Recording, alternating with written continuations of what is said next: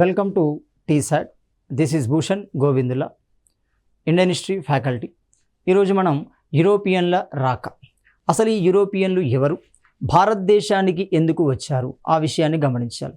ఆ విషయం మనకు క్లారిటీ వస్తే వాళ్ళు ఏ విధంగా భారతదేశాన్ని తమ చెప్పు చేతుల్లోకి తీసుకున్నారు, క్రమంగా 300 సంవత్సరాలకు పైగా భారతదేశాన్ని ఏ విధంగా పరిపాలించారో ఒక విషయం అర్థమవుతుంది. ఇక్కడ క్లియర్గా గమనిస్తే యూరోపియన్లు అంటే ఎవరు? యూరప్ ఖండానికి సంబంధించిన వ్యక్తులు. వాళ్ళనే చరిత్రలో మనము ఐరోపా ఖండ వాసులు అంటున్నాం. మరి ఐరోపా ఖండ వాసులు ప్రత్యేకంగా భారతదేశం మరి ఈస్ట్ ఇండియా ప్రాంతాలకు రావడానికి గల కారణం ఏంటి, అంటే తూర్పు దీవులకు రావడానికి గల కారణాలు ఏంటి గమనిస్తే వ్యాపార నిమిత్తం రావడం జరిగింది. అనాదిగానే సింధు నాగరికత కాలం నుండే మనకి వ్యాపార వాణిజ్యాలు ఉన్నాయి. సముద్రం మీద వ్యాపార వాణిజ్యాలు కొనసాగడం జరిగింది. మరి ఇలాంటి క్రమంలోనే ఆనాటి భూమార్గాన్ని క్రైస్తవ మతస్థుల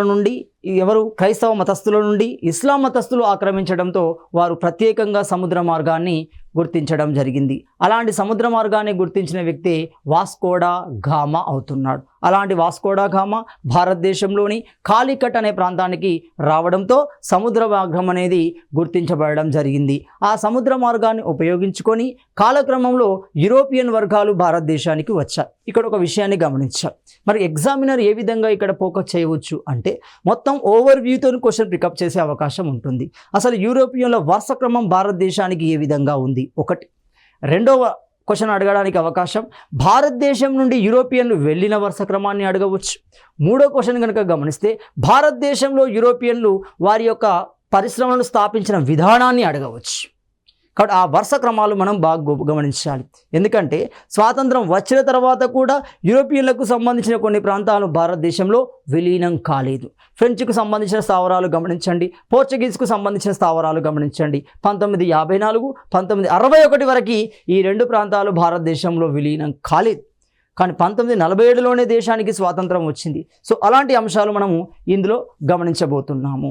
సో యూరోపియన్ల రాక ఏ విధంగా వచ్చారు? భారతదేశానికి క్రీస్తకం 16వ శతాబ్దం ఆరంభంలో ఐరోపా వర్తక సంఘాల ప్రవేశం ఒక చారిత్రక ప్రాధాన్యతను కల సంఘటనగా చరిత్రకారులు వర్ణించడం జరిగింది. మరి ఎందుకు చారిత్రక సంఘటనగా పిలిచారు గమనిస్తే ఏం జరిగింది 16వ శతాబ్దానికి గమనిస్తే 16వ శతాబ్దం నాటికి గొప్ప పరిణామాలు అనేవి ప్రపంచవ్యాప్తంగా జరుగుతాయి. ఇక్కడ ఒక విషయం గమనించాలి. మనము క్రుసేడులు అనే మాటను గమనించాలి. క్రుసేడులు అంటే ఏంటి? ఈ క్రుసేడులు మరి యూరోపియన్ల రాకకు సంబంధం ఏంటో మనకు అర్థమవుతుంది.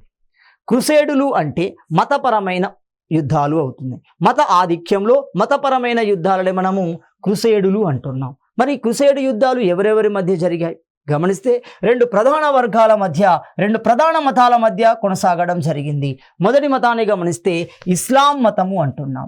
మహమ్మద్ ప్రవక్తచే ఏర్పాటు చేయబడిన మతమే ఇస్లాం మతం అవుతుంది. జీసస్ క్రైస్త్ బోధనల ద్వారా సృష్టించబడిన మతమే క్రైస్తవ మతము అవుతుంది. సో ఈ రెండు ప్రధాన మతాల మధ్య మత ఆధిక్యంలో జరిగిన యుద్ధాలే క్రుసేడ్ యుద్ధాలు అంటున్నాం. కాలక్రమంలో మనం గమనించండి, నాకు 1096లో ప్రారంభమైన క్రుసేడ్ యుద్ధాలు చివరి క్రుసేడ్ ముగింపుకు రావడం జరుగుతుంది. ఎప్పుడు వచ్చాయి? 1453 సంవత్సరానికి వచ్చాయి. Very very important. ఈ 53 సంవత్సరంలో 1453 సంవత్సరంలో చివరి క్రుసేడ్ యుద్ధం అనేది జరుగుతుంది. అంటే క్రుసేడ్ యుద్ధాలలో ఒక మతం మరొక మతం మీద ఆధిపత్యం కొనసాగించే క్రమంలో వారిని నివారించే ప్రయత్నం చేయడం జరుగుతుంది. మరి ఇక్కడ యూరోపియన్లను ఏ విధంగా నివారించాలి? క్రైస్తవులైన యూరోపియన్లను ఏ విధంగా నివారించాలి? వారు తూర్పు దేశాలతో అప్పటికే వ్యాపార వాణిజ్యాలు కొనసాగిస్తున్నారు, అనేక లాభాలను పొందడం జరుగుతుంది. మరి ఏ విధంగా ఏ మార్గాన్ని ఉపయోగించుకొని వాళ్ళు వ్యాపారాన్ని కొనసాగించారు? తూర్పు దేశాలతో, ఒక ఇండోనేషియా కానీ ఒక భారతదేశం వంటి దేశాలతో వాళ్ళు వ్యాపారాన్ని ఏ విధంగా కొనసాగించారు, ఏ మార్గం ద్వారా కొనసాగించారు గమనించాలి. అదే మనం ఏమంటున్నాం? కాన్స్టాంటినోపుల్ అంటాం. చూడండి, కాన్స్టాంటినోపుల్ అంటున్నాం. ఇది ఒక స్వరంగ మార్గం అవుతుంది. ఈ కాన్స్టాంటినోపుల్ ఇప్పుడే మనం దాన్ని ఏమంటున్నాం? ప్రస్తుతం ఇస్తాంబుల్ అంటున్నాం. మరి అలాంటి ఇస్తాంబుల్ కేంద్రంగా చేసుకొని భూమార్గాన్ని ఉపయోగిస్తూ తూర్పు దేశాలతో వ్యాపార వాణిజ్యాలు కొనసాగించేవారు. ఎప్పుడైతే చివరి క్రుసేడ్ యుద్ధం జరిగిందో అంటే క్రమంగా క్రైస్తవ మతానికి ఇస్లాం మతానికి మధ్య వార్ అనేది జరుగుతుంది. ఈ వార్లో క్రైస్తవ మతస్థులు ఓడించబడతారు, ఇస్లాం మతానికి సంబంధించిన వ్యక్తి గెలవడం జరుగుతుంది. క్లియర్గా గమనించండి. ఎప్పుడైతే ఈ ఇస్లాం మతానికి సంబంధించిన రాజులు, మరి ఆ కాలంలో ఇస్లాం సామ్రాజ్యం ఏమవుతుంది, ఇస్లాం సామ్రాజ్యాన్ని టర్కీ ఒట్టోమాన్ అంటాం. చూడండి, టర్కీ రాజ్యాన్ని మనం ఏమంటాం, ఒట్టోమాన్ రాజ్యము అంటున్నాం. ఒట్టోమాన్ రాజ్యము అంటున్నాం. ఈ ఒట్టోమాన్ రాజ్యానికి సంబంధించిన ఇస్లాం మతస్థులు క్రైస్తవ మతం పైన, బైజాంటిన్ సామ్రాజ్యం పైన, దాన్ని మనం రోమ్ రాజ్యం అంటున్నాం. రోమ్ రాజ్యమే కాలక్రమంలో బైజాంటిన్ రాజ్యంగా మారుతుంది. అలాంటి బైజాంటిన్ రాజ్యం మీద వీళ్ళు విజయాన్ని సాధించడం జరిగింది. ఎవరు? ఇస్లాం మతస్థులు విజయాన్ని సాధిస్తున్నారు. ఈ యూరోపియన్లు ఎక్కువగా వ్యాపార వాణిజ్యాలు చేసి లాభాలు గడిస్తున్న మార్గాన్ని, అనగా కాన్స్టాంటినోపుల్ని తమ ఆధీనంలోకి తెచ్చుకున్నారు. వ్యాపార వాణిజ్యాలు చేయండి, చేస్తే పన్నులు అత్యధికంగా క్రైస్తవుల నుండి వసూలు చేయడం జరిగింది. అంటే ఇండైరెక్ట్గా వాళ్ళను మత మార్పిడికి ప్రోత్సహిస్తూ మతం మారని వ్యాపారస్తులని తీవ్ర హింసలకు గురి చేయడం జరిగింది. మరి ఇలాంటి నేపథ్యంలో వాళ్ళు మరో మార్గాన్ని వెతికే ప్రయత్నం చేశారు. భూమార్గం వెళ్ళిపోయింది, అప్పటికి వాయు మార్గం రాలేదు. ఎందుకు? 1902 నాటికి వాయు మార్గం రాలేదు. చూడండి, రైట్ బ్రదర్స్ రూపంలో విమానం అనేది 1902 నుండి 4 మధ్య మనకు కనుగొనబడుతుంది. అప్పటి వరకు వాయు మార్గం లేదు. అంటే ఇప్పుడు ప్రత్యామ్నాయ మార్గం ఏమవుతుంది? సముద్ర మార్గమే, జల మార్గం ద్వారానే తూర్పు దేశాలతో వ్యాపారం చేయాలి. మరి ఎలా? ఈ సముద్ర మార్గాన్ని ఏ విధంగా గుర్తించాలి? ఈ సముద్ర మార్గాన్ని గుర్తించడం కోసం పోర్చుగీస్ మొదటి ప్రయత్నం చేయడం జరుగుతుంది. పోర్చుగీస్ మొదటి ప్రయత్నం చేయడం జరుగుతుంది. ఇందులో విజయం సాధించడం జరిగింది. కాబట్టి భారతదేశానికి వచ్చిన మొట్టమొదటి యూరోపియన్ వర్తకులు ఎవరు అంటే ఐరోపా అవుతుంది, పోర్చుగీసులు అవుతున్నారు. మరి మొత్తం ఎంతమంది గమనిస్తే ఇక్కడ మొదటగా Portuguese, Dutch, drains, Portuguese, Dutch, drains, English and French, ఈ 5 సమూహాలు యూరోప్ దేశం నుండి భారతదేశంతో వ్యాపారం చేయడానికి రావడం జరిగింది. మరి ఏ వ్యాపారం చేయడానికి రావడం జరిగింది? గమనిస్తే సుగంధ ద్రవ్యాలు, పత్తిని కొనడానికి రావడం జరుగుతుంది. సుగంధ ద్రవ్యాలు, పత్తిని కొనడానికి రావడం జరిగింది. ఈ 2 ప్రధాన మార్గాలుగా, ప్రధాన వ్యాపారాలుగా వాళ్ళు భారతదేశానికి రావడం జరుగుతుంది. క్లియర్గా గమనించండి. సో క్లియర్గా భారతదేశానికి ఐరోపా, ఆగ్నేయాసియా దేశాలతో వర్తక సాంస్కృతిక సంబంధాలు మనకు మొదటి నుండే ఉన్నాయి. మరి ఎప్పటి నుండి ఉన్నాయి ఈ సంబంధాలు? చారిత్రక కోణంలో కనుక గమనిస్తే సింధు నాగరికత కాలం నుండే అరబ్ దేశాలతో, ఈజిప్ట్ దేశాలతో వ్యాపార వాణిజ్యాలు ఉన్నాయి. ఆనాటి సమకాలీన నాగరికతలో వ్యాపార వాణిజ్యాలు ఉన్నాయి. వాటిని ఉపయోగిస్తూ కాలక్రమంలో వాళ్ళు సముద్ర మార్గాన్ని గుర్తించడం జరిగింది. మరి ఈ సముద్ర మార్గాన్ని ఏ విధంగా, ఎవరి సహాయంతో గుర్తించారు, ఎందుకు గుర్తించారు? క్లియర్గా గమనించాం. మనము కాన్స్టాంటినోపుల్ అనే నగరాన్ని గుర్తించడం ద్వారా, దీన్ని తమ ఆధీనంలోకి తెచ్చుకోవడం ద్వారా క్రైస్తవులకి ప్రత్యామ్నాయ మార్గం అవసరమైంది. మరి ఈ అవసరాన్ని ఎక్కువగా ముందుకు తీసుకెళ్ళింది ఐరోపా దేశస్థులు, ఐరోపాలోని పోర్చుగీస్ దేశస్థులు అవుతున్నారు. మరి ఏ విధంగా ఈ సముద్ర మార్గాన్ని వెలుగులోకి తీసుకొచ్చారు? ఆ సముద్ర మార్గం ద్వారా భారతదేశానికి ఏ విధంగా వచ్చారు? 1498 మే నెలలో కాలికట్ ప్రాంతానికి మొట్టమొదటిసారిగా వాస్కోడా గామా రావడం జరిగింది. పోర్చుగీస్ నావికుడైన వాస్కోడా గామా రావడంతో ఈ పోర్చుగీస్ లేదా ఏమవుతున్నారు, ఈ ఐరోపా వర్తకులు భారతదేశానికి వచ్చే క్రమం జరుగుతుంది. 1 పోర్చుగీస్ అంటున్నాం, 2 డచ్ అంటున్నాం, 3 డేన్స్ అంటున్నాం, 4 ఇంగ్లీష్ అంటున్నాం, 5 ఫ్రెంచ్ అంటున్నాం. ఇక్కడ ఒక విషయాన్ని గమనించాలి, కామన్ పాయింట్ కనబడుతుంది. వీళ్ళందరూ వ్యాపారస్తులే. ఎవరితో వ్యాపారం చేయాలనుకుంటున్నారు? తూర్పు దేశాలతో వ్యాపారం చేయాలనుకుంటున్నారు. కాబట్టి వీళ్ళు పెట్టిన కంపెనీ ఈస్ట్ ఇండియా కంపెనీ అవుతుంది. ఈస్ట్ అంటే తూర్పు, అంటే పశ్చిమ ప్రాంతంను తూర్పు ప్రాంతంతో వ్యాపార వాణిజ్యం కొనసాగించడానికి ఏర్పాటు చేయబడినవి. కాబట్టి Portuguese east India company, Dutch east India company, డేన్స్ east India company, English east India company, French east India company అవుతుంది. అంటే ఐరోపా దేశానికి భారతదేశం, ఇండోనేషియా దేశాలు తూర్పు వైపున ఉంటాయి. కాబట్టి వర్తకాన్ని కొనసాగించడం కోసం ఏర్పాటు చేయబడిన సంఘాలే ఈస్ట్ ఇండియా కంపెనీలు అవుతాయి. అలాంటి ఈస్ట్ ఇండియా కంపెనీలలో మొట్టమొదటి కంపెనీ పోర్చుగీస్ రూపంలో భారతదేశానికి వస్తుంది. మరి ఎలా వచ్చింది? ఎవరి ప్రోత్సాహం వల్ల వచ్చింది? ఎప్పుడు కనుగొనబడింది? 1453లో కాన్స్టాంటినోపుల్ ఆక్రమించబడితే 1498 అయింది. చూడండి, దాదాపుగా 50 సంవత్సరాల కాలం పడింది, అర్ధ శతాబ్ద కాలం పట్టింది సముద్ర మార్గాన్ని కనుక్కోవడానికి. మరి ఇలాంటి సముద్ర మార్గాన్ని కనుక్కోవడంలో ఎవరి పాత్ర ఎంత గమనిస్తే, పోర్చుగీస్ రాజు డామ్ హెన్రీ అంటున్నాం. ఎవరి డామ్ హెన్రీ అంటే ఈ డామ్ హెన్రీ ఎవరు అంటే పోర్చుగీస్ రాజు అవుతున్నాడు. డామ్ హెన్రీ ఇతడు నావికా పాఠశాలను ఏర్పాటు చేస్తున్నాడు. నావికా పాఠశాలలో ఎలాంటి శిక్షణ ఇస్తున్నారు? సముద్ర మార్గంలో ఏ విధంగా ప్రయాణించాలి, దిక్కులను ఏ విధంగా గుర్తించాలి, ఒక భూభాగాన్ని ఏ విధంగా నిర్ణయించాలి, ఇలాంటి వాటిపైన శిక్షణ కోసం శిక్షణా తరగతులను నావికా పాఠశాల రూపంలో అవసరమైన వ్యక్తులకి అందించే ప్రయత్నం చేశాడు డామ్ హెన్రీ. అందుకే ఇతడు ది నావిగేటర్గా పిలువబడడం జరిగింది. నావిగేటర్, ఇతని యొక్క బిరుదు ది నావిగేటర్. కారణమేమవుతుంది? ఇతడు నావికా పాఠశాలలను ఏర్పాటు చేయడం ద్వారా.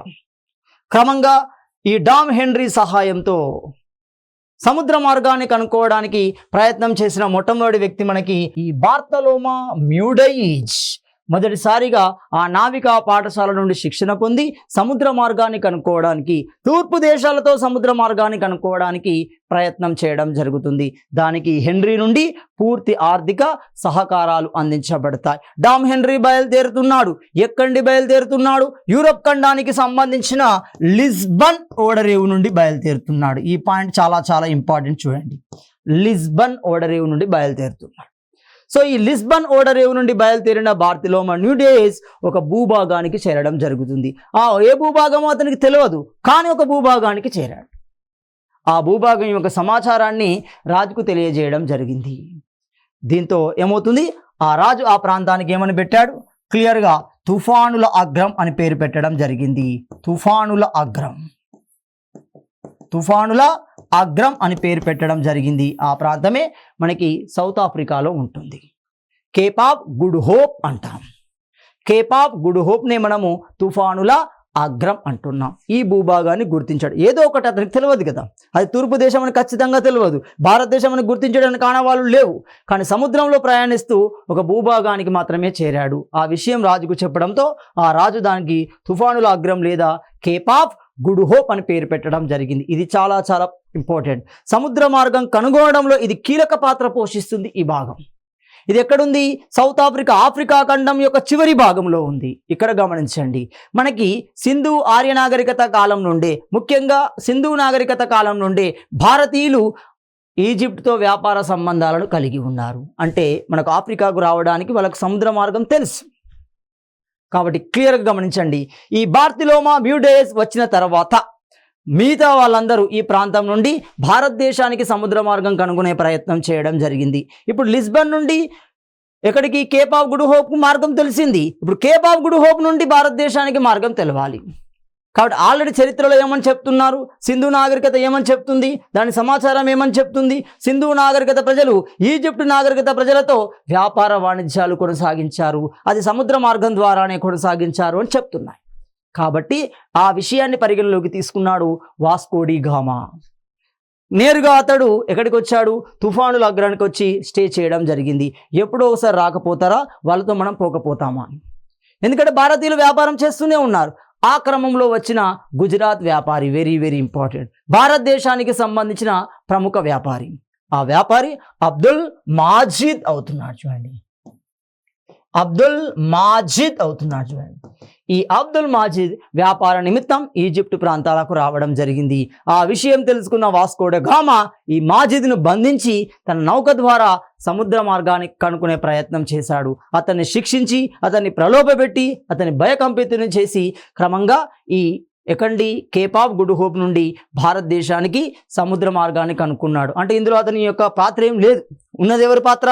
క్లియర్గా అబ్దుల్ మాజిద్ యొక్క పాత్రే ఉంటుంది. చూడండి, అతను భయపడించి చిత్రహింసలు పెట్టి అతని ద్వారా నిజం కక్కించుకుంటూ ఎక్కడికి వెళ్తున్నాడు? భారతదేశానికి సముద్ర మార్గాన్ని కనుక్కునే ప్రయత్నం చేయడం జరిగింది. అలా ప్రయత్నంలో విజయం సాధించిన మొట్టమొదటి వ్యక్తి ఎవరు అంటే వాస్కో డి గామా. మరి ఎప్పుడు, ఎలా, ఏ విధంగా బయలుదేరాడు గమనిస్తే, పోర్చుగీస్ రాజు యొక్క సహాయంతో, ఆర్థిక సహకారంతో Vasco da Gama, Paul da Gama అతని యొక్క సోదరుడు గాబ్రియల్ అనే నౌక ద్వారా Paul da Gama Vasco da గామాతో కూడిన బృందం సముద్ర మార్గ అన్వేషణ ప్రారంభించడం జరిగింది. అందులో కీలక పాత్ర పోషించింది ఎవరంటే మాజిద్. ఆ మాజిద్ సహకారంతో వాస్కో డి గామా 1498 మే 17వ తేదీన భారతదేశం యొక్క ఒక భాగానికి రావడం జరుగుతుంది. ఇక్కడ బాగా గమనించండి, ఆ భాగం ఏంటి? భారతదేశానికి సంబంధించిన మలబార్ తీరానికి రావడం జరిగింది. ఏంటి మలబార్? భారతదేశంలో సముద్ర తీర ప్రాంతాన్ని కలిగిన ప్రాంతాలకు ఒక్కొక్క ప్రాంతానికి ఒక్కొక్క పేరు ఉంటుంది చూడండి. ఉత్కల్ ప్రాంతం అంటాం, సర్కారు ప్రాంతం అంటాం, కెనరా ప్రాంతము అంటాం, అలాగే వంగా తీరము అంటాం. అలాగే కేరళకు సంబంధించిన సముద్ర తీరాన్ని మనం ఏమంటాం? మలబార్ తీరము అంటాం. మరి అలాంటి మలబార్ భూభాగం మీద రాజు ఉన్నాడు. ఎవరా రాజు? వన విక్రమవర్మ అంటాం చూడండి. వన విక్రమ వర్మ, వన విక్రమ వర్మ అవుతున్నాడు. ఇతడు హిందూ రాజు. మలబార్ తీర ప్రాంతానికి, ఆ మలబార్ తీర భూభాగంలో రాజుగా ఉన్న వ్యక్తి ఎవరు అంటే వన విక్రమ వర్మ అంటున్నాం. మనకు మన పుస్తకాలలో ఏం కనబడుతుంది? జామోరిన్ అని కనబడుతుంది. జామోరిన్ అంటే ఏంటిది? అది ఒక టైటిల్ మాత్రమే, పేరు కాదు. బాగా గమనించండి. జామోరిన్ అనే పదం గమనిస్తే ఇది క్రిస్టియానిటీకి సంబంధించిన పదంగా మనం గుర్తించారు. చరిత్రకారులు ఇది జామోరిన్ అనేది క్రిస్టియన్ వర్డ్గా గుర్తించడం జరిగింది. ఎందుకు వచ్చిందో మనకు అర్థమవుతుంది. 1498 మే 17వ తేదీన వాస్కోడా గామా పాల్డీగామా సహాయంతో గాబ్రియల్ నౌకలో మాజిద్ని శిక్షిస్తూ భారతదేశానికి సముద్ర మార్గాన్ని కనుక్కోవడం జరిగింది. ఫైనల్గా భారతదేశానికి చేరుకున్నాడు. ఆ సందర్భంలో మలబార్ తీర ప్రాంతానికి రాజుగా ఉన్న వ్యక్తి వన విక్రమవర్మ. మరి జామోరిన్ అంటే అర్థం ఏంటి?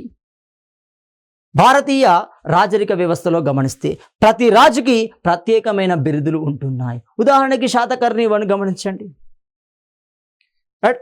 గౌతమిపుత్ర శాతకర్ణి గమనించండి. ఇంకా సింపుల్గా సాధారణంగా హిందూ రాజులకు ఉండే బిరుదులు రాజా, మహారాజా, రాజాది రాజా అంటాం చూడండి. అలాగే సముద్రానికి అధిపతి అని అర్థం, సముద్రాధిపతి అంటాం. ఇప్పుడు గౌతమిపుత్ర శాతకర్ణి ఏమన్నాం చూడండి, సముద్ర తోయ పీత వాహన అంటాం. అంటే 3 సముద్రాల మధ్య ఉన్న భూభాగానికి అధిపతి అని అర్థం.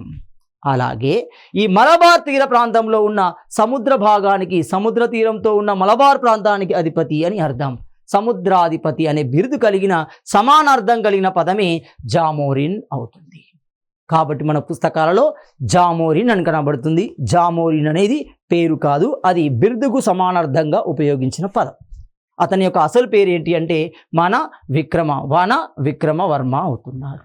ఈ మన లేదా వన విక్రమవర్మ జామోరిన్గా పిలువబడతాడు. ఆ జామోరిన్ ప్రాంతానికి చేరుకున్నాడు వాస్కోడా గామా. హిందూ రాజులకున్న అతి ముఖ్యమైన లక్షణం ఏంటి అంటే ఇతరులని, రాయబారుల రూపంలో వచ్చిన వ్యక్తులని, అతిథులను గౌరవించే అవగాహన మన హిందూ రాజులకు ఉంటుంది. కాబట్టి అతిథిగా వచ్చిన వాస్కోడా గామాను స్వాగతిస్తాడు. అక్కడ ఉన్న వనమూలికలను అతనికి అందించడం జరుగుతుంది. అందుకే మనం భౌగోళికంగా గమనించండి, కేరళని ఏమంటాం? స్పైసెస్ గార్డెన్ ఆఫ్ ఇండియా అంటాం. సుగంధ ద్రవ్యాల ప్రాంతంగా రాణిగా పిలవడం జరుగుతుంది, సుగంధ ద్రవ్యాల ప్రాంతంగా పిలవడం జరుగుతుంది దీన్ని, కేరళ ప్రాంతాన్ని. కాబట్టి ఆ కేరళ ప్రాంతంలో లభించే సుగంధ ద్రవ్యాలు అతనికిచ్చి, గిఫ్ట్గా ఇచ్చి పంపించడం జరుగుతుంది. అలా వాస్కోడా గామా తన దేశానికి వెళ్తాడు. వెళ్ళి అక్కడ అవసరం, ఈ సుగంధ ద్రవ్యాల యొక్క అవసరం అక్కడ ఎందుకు వచ్చింది అంటే ఆ యూరోప్ దేశాలకు సంబంధించి మాంసాన్ని నిల్వ చేసుకునే అవసరం రావాలి. మాంసాన్ని నిల్వ చేసుకోవడంలో క్రియాశీలకంగా పనిచేసి సుగంధ ద్రవ్యాలు. కాబట్టి ఇక్కడ 1 రూపాయితో కొన్న సుగంధ ద్రవ్యాలని అక్కడ 60 రూపాయలకు అమ్ముకోవడం జరిగింది. ఇక్కడ ఒక విషయం గమనించాలి, అప్పుడు రూపాయి కాయిన్స్ లేవు. సాధారణ పరిస్థితుల్లో గమనిస్తే మనం ఏమవుతుంది, ఇక్కడ 1 రూపాయితో కొనుక్కున్న విలువ అక్కడ 60 రూపాయలుగా మారింది. అంటే 60 రెట్ల లాభం రావడంతో వాస్కోడా గామా దురాశతో రెండో సందర్భంలో భారతదేశానికి రావడం ప్రయత్నించాడు. ఎప్పుడు వచ్చాడు? 1498లో మొదటిసారి వచ్చాడు. రెండోసారి 1502 సంవత్సరంలో తిరిగి భారతదేశానికి రెండోసారి రావడం జరిగింది వాస్కోడా గామా. ఎందుకంటే అక్కడ ఉన్న ఉత్పత్తులను తీసుకొని తమ దేశంలో అమ్ముకోవడం ద్వారా 60 రెట్ల లాభాన్ని గడించడం జరిగింది. అతన్ని గమనించిన ఇతర వ్యాపారస్తుల యొక్క ఉద్దేశం ఏంటి? లాభార్జన. కాబట్టి వాస్కోడా గామాను గమనిస్తూ భారతదేశానికి రావడం మొదలుపెట్టారు. మొత్తంగా వాస్కోడా గామా రెండవసారి ఇక్కడే వచ్చి ఇక్కడే మరణించడం జరుగుతుంది, మలేరియా వ్యాధితో కొచ్చిన్ పరిసర ప్రాంతాలను. కాబట్టి ఆ పరిసరాలలో ఉన్న ఓడరేవుకి వాస్కోడా గామా ఓడరేవు అంటాం. అతన్ని సమాధి చేశారు ఇక్కడే. ఆ సమాధిని ఆనాటి పోర్చుగీస్ వాళ్ళు తీసేసి మళ్ళీ లిస్బన్ ఓడరేవుకు తరలిస్తారు. కాబట్టి ఇక్కడ వాస్కోడా గామా ఓడరేవు ఉంటుంది. లిస్బన్ ఓడరేవును కూడా మనం ఒక రకంగా వాస్కోడా గామా ఓడరేవు అంటాం. ఎందుకంటే లిస్బన్ ఓడరేవు నుండి వాస్కోడా గామా తన ప్రయాణాన్ని ప్రారంభించారు. ఎక్కడ అంతమైంది? ఇక్కడ మలబార్ తీరంలో అంతం కావడం జరిగింది. కాబట్టి ఇక్కడ వాస్కో డ గామా భారతదేశానికి సముద్ర మార్గం కనుక్కున్న మొదటి వ్యక్తిగా మనకు పిలువబడుతున్నారు. మరి దేశపరంగా గమనిస్తే పోర్చుగీస్ వాసులు భారతదేశానికి సముద్ర మార్గాన్ని మొదటగా గుర్తించడం జరిగింది. మరి పోర్చుగీస్ యొక్క ఉద్దేశం ఏంటి? వ్యాపారస్తుల ఉద్దేశం ఇక్కడ వ్యాపార స్థలాలను ఏర్పాటు చేసుకోవాలి. కాబట్టి వ్యాపార స్థలాలను ఏర్పాటు చేసుకోవడానికి కావలసిన తమ ప్రతినిధులను పంపడం జరిగింది. వాళ్ళనే మనము గవర్నర్స్ అంటాం. మరి పోర్చుగీస్ గవర్నర్లు ఎంతమంది వచ్చారు గమనిస్తే మనకి భారతదేశంలో పోర్చుగీస్ స్థావరాలపై గవర్నర్లు లేదా అధికారులు నియమించబడ్డారు. అలా నియమించబడిన మొదటి వ్యక్తి ఫ్రాన్సిస్ డి ఆల్మిడా అంటున్నాం. Very very important. ప్రతి సందర్భంలో ఇతని మీద ప్రశ్న సంధించబడుతుంది. ఫ్రాన్సిస్ డి ఆల్మిడా లేదా ఆల్మిడా అంటున్నాం. మరి ఏంటి? ఇతడు నీటి విధానాన్ని ప్రవేశపెట్టడం జరిగింది. దాన్ని మనం ఇంగ్లీష్లో ఏమంటాం? బ్లూ వాటర్ పాలసీ అంటున్నాం. నీటి విధానం లేదా బ్లూ వాటర్ పాలసీ. మరి ఏంటి ఈ బ్లూ వాటర్ పాలసీ? ఈ బ్లూ వాటర్ పాలసీ అంటే సముద్రం మీద ఆధిపత్యాన్ని కొనసాగించడం, సముద్రం తమ ఆధిపత్యంలోకి తీసుకోవడం. ఎందుకు? అప్పటికి భూమార్గం లేదు, ఉన్న ఏకైక మార్గం సముద్రమే. సముద్రం మీద ఆధిపత్యం తీసుకుంటే, సముద్రం తమ ఆధీనంలోకి తీసుకుంటే, ఇక నుండి వచ్చే పోర్చుగీస్ వాసుల నుండి, ఇక నుండి వచ్చే యూరోపియన్ వాసుల నుండి పన్ను మనం వసూలు చేసుకోవచ్చు అనే ఉద్దేశంతో సముద్రం మీద ఆధిపత్య కోణంలో సృష్టించబడిన విధానమే మనకేమవుతుంది? బ్లూ వాటర్ పాలసీ లేదా నీటి విధానం. ఈ నీటి విధానాన్ని ప్రవేశపెట్టింది ఫ్రాన్సిస్ డి ఆల్మిడా అవుతున్నాడు. ఫ్రాన్సిస్ డి ఆల్మిడా తర్వాత కాలక్రమంలో ఇతడు అరబ్, ఈజిప్ట్ వర్తకుల ఆధిపత్యాన్ని దెబ్బతీయాలని ప్రయత్నించడం జరిగింది. ఎందుకు? అప్పటికే భారతదేశానికి చారిత్రకంగా ఈజిప్ట్, అరబ్ దేశాలతో వ్యాపార వాణిజ్యాలు ఉన్నాయి. ఈ ఈజిప్ట్ వాసులు ఎవరు? ఈ అరబ్ వాసులు ఎవరు? ఇస్లాం మతానికి సంబంధించిన వ్యక్తులు. Exactly opposite. కాబట్టి వీళ్ళను దెబ్బతీయాలి. ఈ మార్గం ద్వారా రానియకుండా వారి మీద ఒత్తిడి పెంచి వారి నుండి ఎక్కువగా పన్నులు వసూలు చేసి వారి వ్యాపారాన్ని దెబ్బతీసే ప్రయత్నం చేశాడు. ఎవరు? Francis D Almeida. రైట్. రెండో వ్యక్తి ఆల్బుకర్క్ అంటున్నాం. ఈ ఆల్బుకర్క్ రెండవ పోర్చుగీస్ గవర్నర్. ఇక్కడ క్వశ్చన్ బాగా గమనించాలి. భారతదేశంలో యూరోప్ దేశానికి సంబంధించిన మొట్టమొదటి గవర్నర్ అన్న, పోర్చుగీస్ దేశానికి సంబంధించిన మొదటి గవర్నర్ అన్న ఆల్మిడా అవుతాడు. రెండో వ్యక్తి ఆల్బుకర్క్. ఇతని యొక్క విధానం చాలా డిఫరెంట్గా కనబడుతుంది. చూడండి, అతడు క్రైస్తవ మతంలో ఉన్నప్పటికీ ఆ మతాన్ని భారతదేశంలో విస్తరించడానికి కావలసిన ప్రయత్నాలు చేస్తాడు. ఆ ప్రయత్నంలో భాగంగా ఆ కేరళ తీర ప్రాంతాలలో ఉన్న బ్రాహ్మణ కుటుంబాలకు సంబంధించిన అమ్మాయిలని వివాహం చేసుకోవాలని ప్రోత్సహించిన వ్యక్తి ఆల్బుకర్క్. హిందూ సాంప్రదాయంలో అల్లునికి ఎక్కువగా ఇంపార్టెన్స్ ఉంటుంది చూడండి.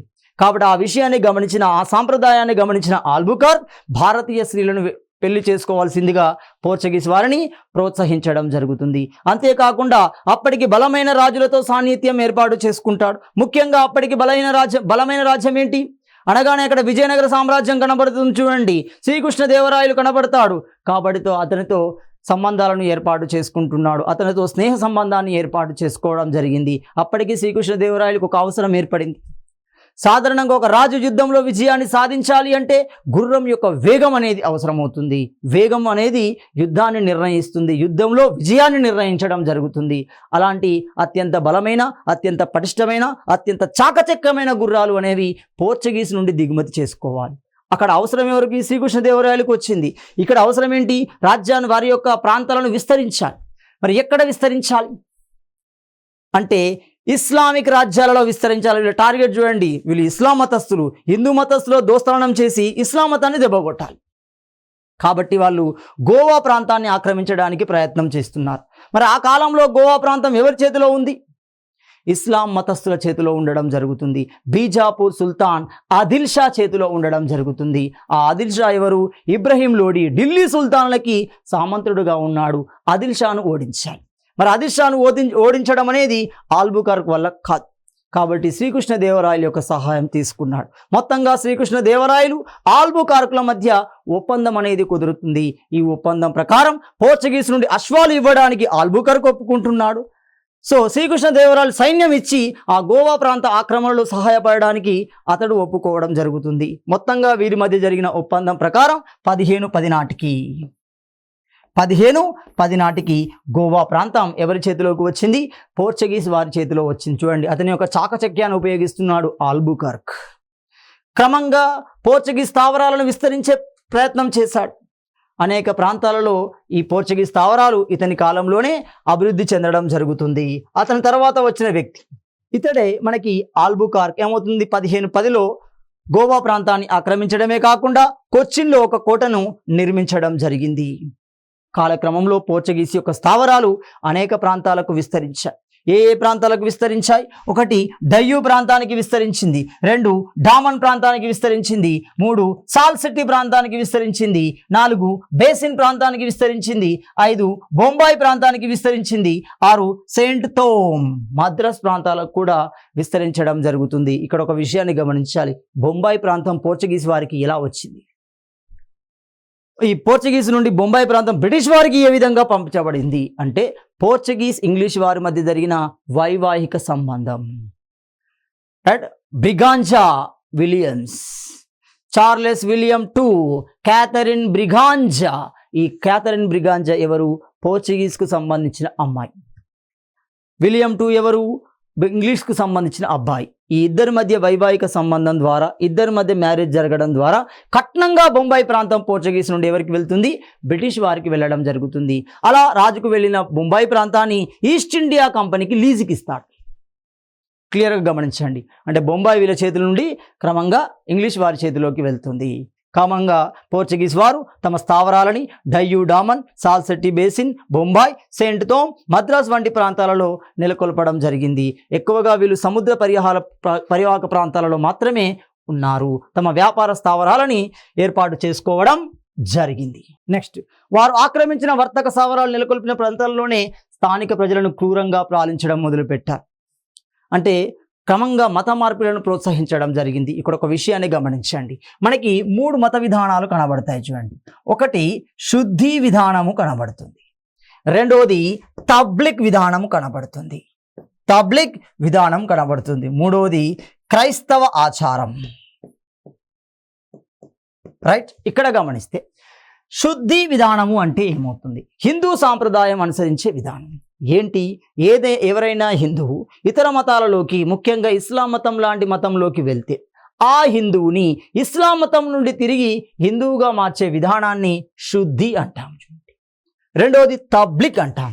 తబ్లిక్ అనేది ఇస్లాం సాంప్రదాయానికి సంబంధించిన విధానం. వీళ్ళు ఏం చేస్తారు? ఇస్లామేతరులు ఎవరైనా కానీ తమ మతంలోకి మార్చుకునే విధానాన్ని తబ్లిక్ అంటున్నాం. ఈ రెండింటికి సరిసమానంగా క్రైస్తవ మతం మిషనరీల రూపంలో, సేవల రూపంలో తమ మతంలోకి మార్చుకునే ప్రయత్నం చేయడం జరిగింది.